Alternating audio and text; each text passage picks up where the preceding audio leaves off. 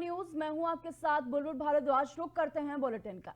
Israeli वायु सेना ने गुरुवार को खुलासा करते हुए बताया है कि उन्होंने सीरिया में एक सर्जिकल स्ट्राइक की थी। इजरायली वायु सेना ने बताया है कि ये उसके सबसे मुश्किल और जाबाज मिशन में से एक ऑपरेशन था, जिसमें स्पेशल फोर्स के 120 कमांडोज ने सीरिया में घुसकर ईरान की एक मिसाइल फैक्ट्री को तबाह किया। इजराइल ने बताया है कि एक खुफिया और अहम ऑपरेशन बीते सितंबर में किया गया था। इजराइल के कमांडोज ने सीरिया में घुसकर ईरान की भूमिगत मिसाइल फैक्ट्री पर छापा मारा और फिर उसे तबाह कर दिया।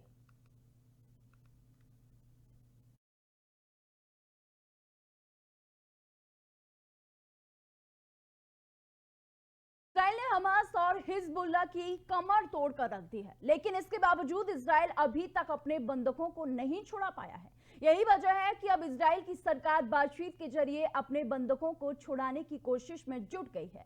इजराइल का एक प्रतिनिधि मंडल आज कतर दौरे पर जाएगा। वहीं प्रधानमंत्री बेंजामिन नेतन्याहू ने गुरुवार को बताया कि उन्होंने एक प्रतिनिधि मंडल को कतर जाने की मंजूरी दे दी है। ये प्रतिनिधि मंडल बंधकों को छुड़ाने के लिए बातचीत करेगा।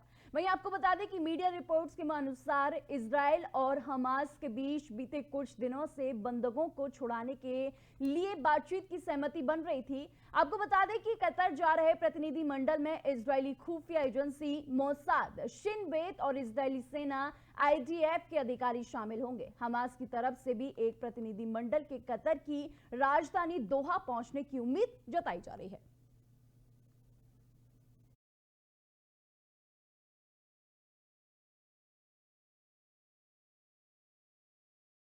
महाभियोग का सामना कर रहे दक्षिण कोरिया के अपदस्थ राष्ट्रपति यून सुक योल किसी भी वक्त गिरफ्तार हो सकते हैं। पुलिस गिरफ्तारी वारंट के साथ उन्हें अरेस्ट करने के लिए उनके आवास पहुंच गई है, लेकिन आवास के बाहर जो है यून के समर्थक की भीड़ जुटी हुई है, जो पुलिस अधिकारियों को रोक रही है। विदेश में 3 दिसंबर की रात को अचानक मार्शल लॉ लगाकर निशाने पर आए थे। उनके समर्थक में घर के बाहर प्रदर्शनकारियों की भीड़ जमा हो गई है, जो उनके समर्थन में नारेबाजी करते हुए नजर आ रहे हैं। यून के समर्थन उनकी गिरफ्तारी रोकने की कोशिश लगातार करते हुए नजर आ रहे हैं। वहीं आपको बता दें कि पुलिस की दर्जनों बसें और हजारों ऑफिसर्स को यून सुक योल के आवास के आसपास तैनात किया गया है।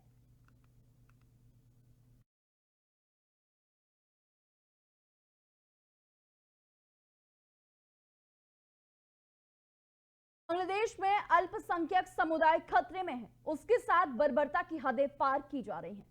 कहीं घर में घुसकर सामूहिक बलात्कार किया जा रहा है, तो कहीं हिंदुओं पर सामूहिक पिटाई का शिकार होना पड़ रहा है। आपको बता दें कि बांग्लादेश में हिंदू अल्पसंख्यक इस वक्त भारी संकट में है। तख्ता पलट के बाद वहां की स्थिति बद से बदतर होती हुई नजर आ रही है। इस बीच पाकिस्तान ने बांग्लादेश को लेकर बड़ा बयान दिया है। पाकिस्तान ने बांग्लादेश को अपना बिछड़ा हुआ भाई बताया है। यह बयान पाकिस्तान के डिप्टी PM और विदेश मंत्री इशाक डार का है। डार ने कहा है कि वह बांग्लादेश की यात्रा करेंगे और पाकिस्तान हर संभव तरीके से उनके साथ सहयोग करेगा। आपको बता दें कि दरअसल हाल ही में बांग्लादेश की अंतरिम सरकार के प्रमुख सलाहकार मोहम्मद यूनिस ने पाकिस्तानी PM शहबाज शरीफ से मुलाकात की थी।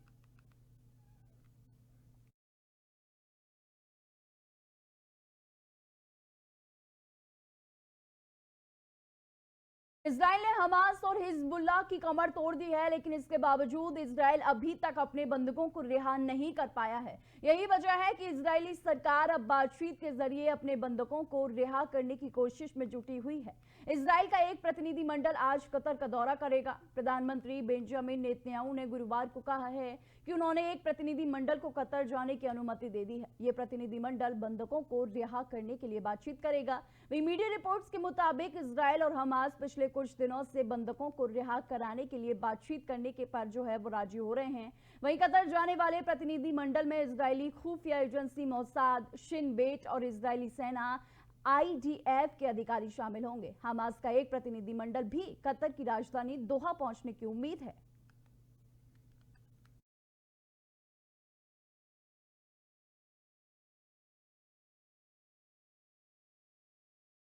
फरवरी में होने वाले विधानसभा चुनाव से पहले प्रधानमंत्री नरेंद्र मोदी ने शुक्रवार को राष्ट्रीय राजधानी की कई विकास योजनाओं का उद्घाटन और शिलान्यास किया।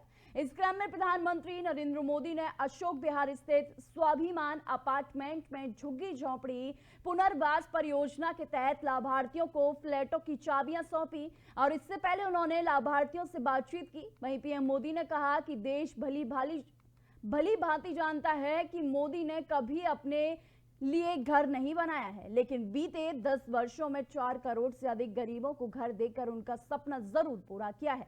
आगे उन्होंने कहा कि मैं भी कोई शीश महल बना सकता था, लेकिन मेरे लिए तो मेरे देशवासियों को पक्का घर मिले यही एक सपना था। मैं आप सबको भी कहता हूं कि आप जब भी लोगों के बीच जाएं, लोगों से मिलें और अभी जो लोग झुग्गी झोंपड़ी में रहते हैं, मेरी तरफ से उनको वादा करके आना, मेरे लिए आप ही मोदी हैं। आप वादा करके आना, आज नहीं तो कल उनके लिए पक्का मकान जरूर मिलेगा। वहीं आपको बता दें कि आज पीएम मोदी ने जो है अशोक विहार जाकर जो है फ्लैट का उद्घाटन किया, जहां पर जो है तमाम 4500 करोड़ की सौगात जो है दिल्ली वासियों को दी है।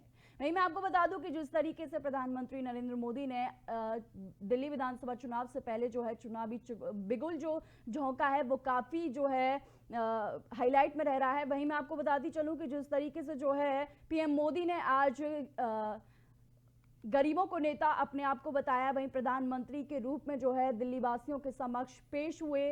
वहीं मैं आपको बताती चलूं कि उन्होंने 4500 करोड़ों की सौगात जो है दिल्ली वासियों को दी है, जिसके अंतर्गत जो है कई झुग्गी झोंपड़ियों में रहने वाले गरीबों को जो है मकान दिया जाएगा। भारत को दुनिया का बड़ा मैन्युफैक्चरिंग हब बनाने का वर्ष होगा। ये वर्ष युवाओं को नए स्टार्टअप और एंटरप्रेन्योरशिप में तेजी से आगे बढ़ाने का वर्ष होगा।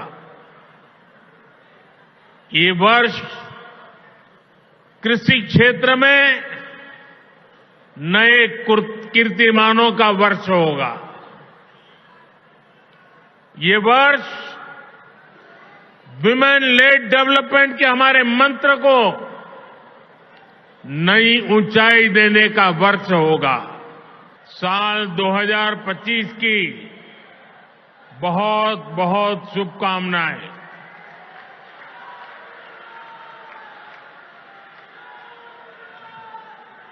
साल 2025 भारत के विकास के लिए अनेक नई संभावना लेकर आ रहा है। दुनिया की तीसरी बड़ी आर्थिक ताकत बनने की तरफ हमारी यात्रा इस वर्ष और तेज होने वाली है। आज भारत दुनिया में राजनीतिक और आर्थिक स्थिरता का प्रतीक बना है। वहीं नजफगढ़ में वीर सावरकर जी के नाम पर नया कॉलेज भी बनने जा रहा है। साथियों, एक तरफ दिल्ली में शिक्षा व्यवस्था के लिए केंद्र सरकार के प्रयास है, वहीं दूसरी तरफ यहां की राज्य सरकार का कोरा झूठ भी है। दिल्ली में जो लोग राज्य सरकार में पिछले 10 साल से उन्होंने यहां की स्कूली शिक्षा व्यवस्था को बहुत नुकसान पहुंचाया है। हालात ये है कि समग्र शिक्षा अभियान के तहत जो पैसे भारत सरकार ने दिए, साथियों, देश भली भांति जानता है कि मोदी ने कभी अपने लिए घर नहीं बनाया।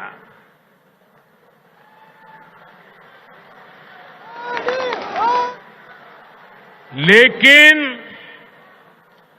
बीते 10 वर्षों में 4 करोड़ से अधिक गरीबों के घर उनका सपना पूरा किया है।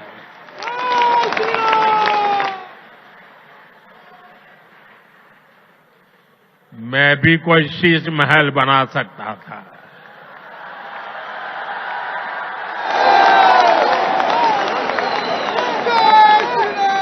लेकिन मेरे लिए तो मेरे देशवासियों को पक्का घर मिले। भोपाल गैस कांड के कचरे को पीथमपुर में जलाने का विरोध तेज हो गया है। आज पीथमपुर बंद है और हजारों लोग सड़कों पर प्रदर्शन करते हुए नजर आ रहे हैं। लोगों को काबू में करने के लिए पुलिस ने लाठीचार्ज भी किया है। गौरतलब है कि कोर्ट के आदेश के बाद बुधवार रात को यूनियन कार्बाइड का जहरीला कचरा भोपाल से पीथमपुर के लिए भेज दिया गया था, जो आज सुबह जो है इंदौर के बाईपास से कड़ी सुरक्षा में 337 टन कचरे से भरे हुए कंटेनर पीथमपुर के रामकी एनवायरो षड्यंत्र के तहत जो है वहां पहुंच गए थे। इस कचरे को भेजने के लिए भोपाल से पीथमपुर विशेष ग्रीन कॉरिडोर तैयार किया गया था। विरोध को देखते हुए पीथमपुर में पहले से ही व्यापक पुलिस बल तैनात किया गया था।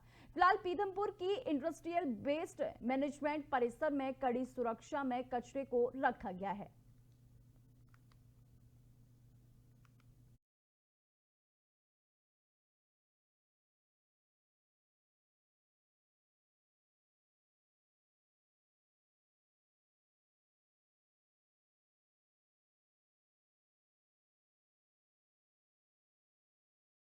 विदेश मंत्रालय की साप्ताहिक मीडिया ब्रीफिंग में विदेश मंत्रालय के प्रवक्ता रणधीर जायसवाल ने मीडिया को संबोधित किया। इस दौरान रणधीर जायसवाल ने कई मुद्दों पर चर्चा की। आपको बता दें कि बांग्लादेश में शेख हसीना की सरकार के पतन के बाद पूर्व प्रधानमंत्री ने भारत में शरण ली है। फिलहाल बांग्लादेश में मोहम्मद यूनिस के नेतृत्व में अंतरिम सरकार है। अंतरिम सरकार ने भारत सरकार को पत्र लिखकर शेख हसीना के प्रत्यर्पण की जो है वो मांग की है। वहीं आपको बता दें कि गुरुवार को विदेश मंत्रालय की प्रेस ब्रीफिंग में इस बाबत सवाल पूछे गए। वहीं आपको बता दें कि विदेश मंत्रालय के प्रवक्ता रणधीर जायसवाल ने कहा है कि पिछले हफ्ते विदेश मंत्रालय ने जिसकी बात पुष्टि की है कि बांग्लादेश से शेख हसीना के प्रत्यर्पण की मांग को लेकर एक चिट्ठी मिली है। इसके आगे कुछ नहीं कहना है। वहीं उन्होंने कहा कि हिंदू संत चिन्मय कृष्णदास की गिरफ्तारी के बारे में पूछे गए सवाल पर टिप्पणी करते हुए रणधीर जायसवाल ने कहा कि जहां तक बांग्लादेश में रिहाई की बात है, बांग्लादेश में इस पर कार्रवाई चल रही है। जिनको गिरफ्तार किया गया है, आशा है कि उनको फेयर ट्रायल मिलेगा। बांग्लादेश में जो रिहाई की बात आपने कही, हम लोगों ने पहले भी कहा है कि हमारा ये मानना है और हमारा एक्सपेक्टेशन है कि बांग्लादेश में जिस प्रकार की कार्रवाई चल रही है उस पे जो वहाँ इंडिविजुअल्स हैं जिनको गिरफ्तार किया गया है उनको एक फेयर ट्रायल मिलेगा, यही हमारी अपेक्षा है। 7 अक्टूबर को जो घटना हुआ इजराइल में, उस वक्त तक ये हमारा मानना है कोई 20 से 1,000 लोग वहाँ पर हमारे थे। उस बेस 1,000, 20 से 21,000 हो, उसमें 2-3 हज़ार, 2,500 लोग वापस आए थे। आज की स्थिति ये है, बहुत लोग वापस भी गए हैं, अपने काम के लिए गए हैं, अपने स्वेच्छा से गए हैं, और कुछ लोग गवर्नमेंट टू गवर्नमेंट रूट जो करार हुआ है, एग्रीमेंट हुआ है, उसके तहत भी गए हैं, वो भी स्वेच्छा से गए हैं। तो कुल मिलाकर जो हम लोग का मानना है कि अभी वहाँ 30 से 32,000 लोग हमारे हैं। अमेरिका के साथ हमारे बड़े गहरे और घनिष्ठ रिश्ते हैं। हमारी एक स्ट्रेटेजिक पार्टनरशिप है। पिछले कई सालों में और दशकों में इस रिश्ते में बहुत मजबूती आई है, और नए आने वाले सरकार, ट्रंप सरकार के साथ, के एडमिशन के साथ भी हम लोग मजबूती से काम करना चाहेंगे। इसके अलावे मेरे पास, आपको पता होगा कि अभी विदेश मंत्री और हमारे फॉरेन सेक्रेटरी भी वहाँ का दौरा करके आए हैं, जिसका हम लोगों ने आपको इसके बारे में बताया भी है मीडिया के माध्यम से। तो हम आने वाले दिनों में इस रिश्ते को और प्रगाढ़ और मजबूत करना। पंजाब कांग्रेस अध्यक्ष और सांसद अमरिंदर सिंह राजा बारिंग का बयान सामने आया है। अपने बयान में उन्होंने कहा कि डॉक्टर मनमोहन सिंह के जाने पर हर व्यक्ति की, चाहे वह मुस्लिम हो, हिंदू हो, दलित हो, उनकी आंखें नम हुई। दुनिया और देश हमेशा डॉक्टर मनमोहन सिंह को याद रखेगा। अगर वे ये स्मारक नहीं बना पाए तो जब पंजाब में कांग्रेस की सरकार आएगी तो कांग्रेस पार्टी पंजाब में डॉक्टर मनमोहन सिंह के नाम पर एक बड़ा स्मारक बनाएगी। डॉक्टर मनमोहन सिंह का नाम वीर सावरकर के नाम से बहुत बड़ा था। उनके नाम पर सिर्फ एक कॉलेज नहीं बल्कि सैकड़ों संस्थान होने चाहिए। मनमोहन सिंह जैसे महाराजा रंजीत सिंह थे ना, उसी प्रकार के सरदार लोग जो पगड़ी वाले या देश के लोग हैं वो ये महसूस करते हैं कि वो एक असल सच्चा सरदार था। ना केवल सरदार लोग, आम चाहे किसी जाति के व्यक्ति हैं, चाहे वो भोग पे आए चाहे वो नहीं आ पाए, लेकिन वो उन्होंने ये महसूस किया मनमोहन जी के जाने पर कहीं ना कहीं, चाहे वो मुस्लिम था, चाहे वो हिंदू था, चाहे वो दलित था, हर व्यक्ति की आंखें नम हुई। दुनिया और देश मनमोहन सिंह की वो चले गए इस दुनिया छोड़कर, उनको हमेशा याद रखेगा। और मैं समझता हूं कि अगर ये मेमोरियल ना बना पाए, हम पंजाब में जब सरकार आएगी कांग्रेस पार्टी की, कांग्रेस पार्टी मनमोहन सिंह जी के नाम पर बड़ा मेमोरियल पंजाब में बनाए। विधानसभा चुनाव में अब ज्यादा दिन बाकी नहीं रह गए हैं और आम आदमी पार्टी के राष्ट्रीय संयोजक अरविंद केजरीवाल बीजेपी पर लगातार हमलावर रुख अपनाए हुए हैं। दिल्ली में सत्तारूढ़ आप और विपक्षी भाजपा के बीच वाक युद्ध तेज हो गया है और दोनों पक्षों के प्रमुख नेताओं के बीच विभिन्न मुद्दों पर आरोप प्रत्यारोप का दौर जारी है। इस बीच अरविंद केजरीवाल ने एक प्रेस कॉन्फ्रेंस को संबोधित किया। वहीं अरविंद केजरीवाल ने पीएम मोदी के आरोपों पर जवाब दिया। उन्होंने आरोप लगाया कि पिछले 10 साल में केंद्र सरकार ने दिल्ली में कोई काम नहीं किया, दिल्ली में झुग्गी तोड़ी जा रही है। अरविंद केजरीवाल ने कहा कि आपदा बीजेपी में आई हुई है। पहली आपदा बीजेपी के अंदर दिल्ली के सीएम का कोई चेहरा नहीं, दूसरी आपदा है बीजेपी के पास कोई नैरेटिव नहीं है, वहीं तीसरी आपदा है बीजेपी के पास कोई नैरेटिव नहीं है।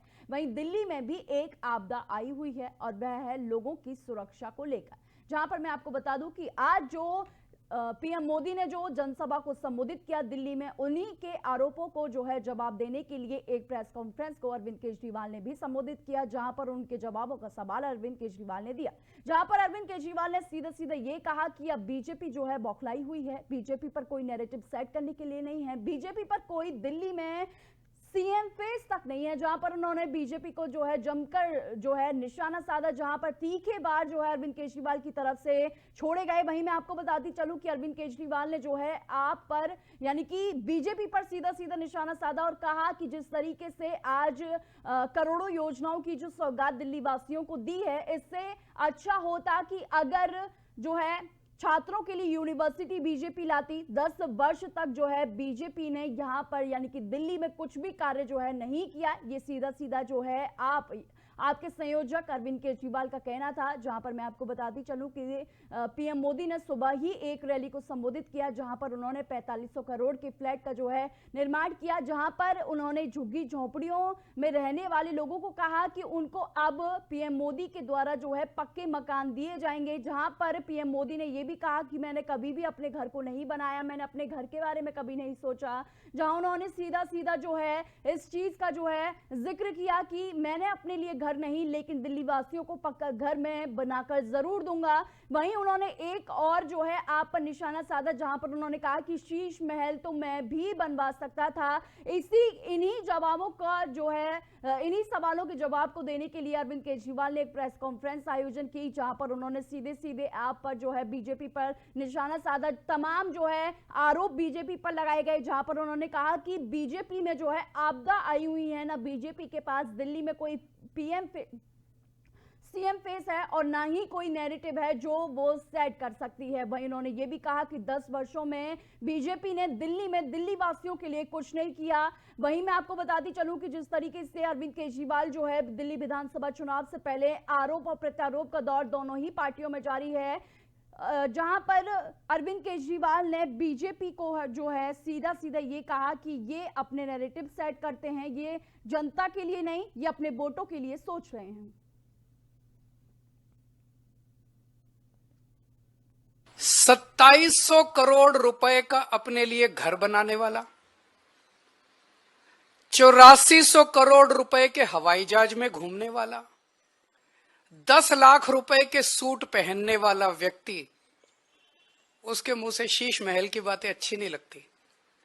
मैं व्यक्तिगत आरोप प्रत्यारोप में नहीं जाना चाहता, मैं गाली गलौज की राजनीति नहीं करता, मैं व्यक्तिगत आक्षेप नहीं करता। ये मैं भी कर सकता हूं, मैंने काम इतने किए हैं 10 साल के अंदर, मैं अपने कामों की राजनीति करना चाहता हूं, गाली गलौज की राजनीति मैं नहीं करता। 2700 करोड़ रुपए का अपने लिए घर बनाने वाला,